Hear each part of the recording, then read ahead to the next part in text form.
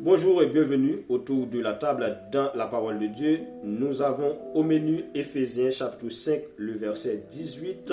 L'apôtre Paul s'adresse à des chrétiens, l'apôtre Paul s'adresse à des personnes qui ont reçu le Saint-Esprit. Toutefois, Paul leur dit, soyez remplis du Saint-Esprit.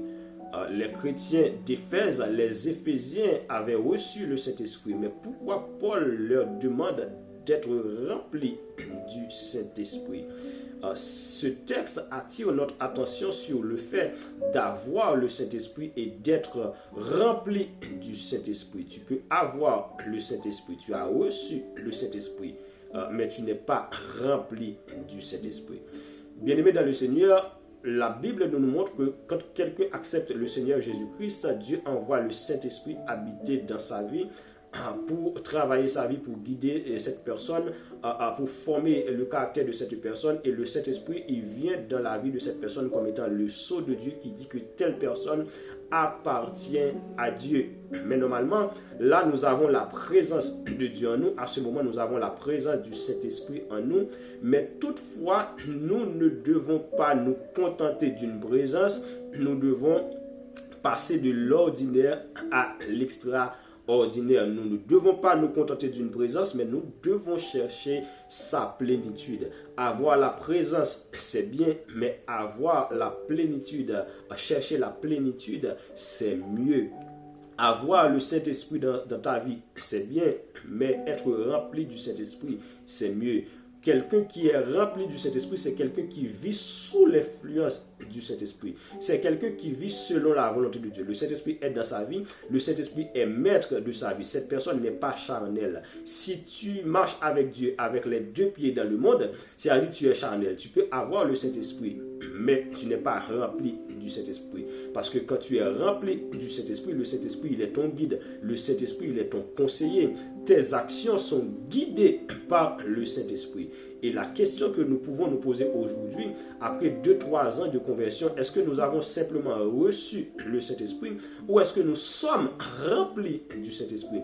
Est-ce que nous nous contentons d'une présence ou est-ce que nous voulons chercher la plénitude du Saint-Esprit? Nous devons chercher la plénitude du Saint-Esprit. Et dans ce texte, nous voyons clairement, c'est pas une suggestion que Paul fait, c'est un commandement. Cela implique une recherche. Nous devons avoir la soif de la plénitude du Saint-Esprit. Remplis-moi Dieu, remplis-moi Dieu, remplis-moi Dieu, parce que ta présence doit me former, ta présence doit transformer ma vie afin que je puisse vivre selon ta volonté.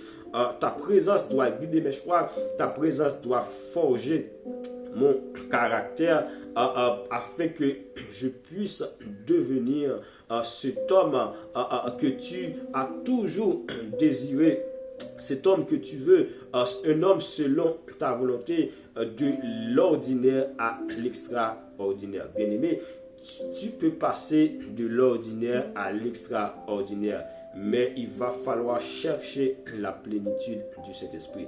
Avoir le Saint-Esprit, là nous avons le verbe avoir, c'est une portion, ok, c'est une portion, c'est quelque chose qui a été déposé dans notre vie. Mais être rempli du Saint-Esprit, ça nous identifie à la nature de Dieu. C'est-à-dire, c'est quelque chose qui vient de notre vie, mais qui a transformé notre vie. Et aujourd'hui, nous avons une nouvelle identité. Parce que là, on parle du verbe être, qui fait référence à un état. Nous sommes remplis du Saint-Esprit parce que nous avons le Saint-Esprit en nous et nous faisons un seul avec ce Saint-Esprit, avec l'Esprit de Dieu, avec le Dieu en nous qui transforme notre vie, transforme notre caractère, qui nous guide, et nous sommes sous l'influence du Saint-Esprit. Et Paul dit qu'il faut marcher selon l'Esprit et vous n'accomplirez pas les œuvres de la chair. À ce moment, on parle d'un homme qui n'a pas seulement reçu le Saint-Esprit, mais d'un homme, d'une femme remplie du Saint-Esprit. Soyez remplis du Saint-Esprit. Ne te contente pas seulement d'une présence, mais cherche la plénitude du Saint-Esprit. Parce qu'il y a une grande différence entre avoir le Saint-Esprit et être rempli du Saint-Esprit.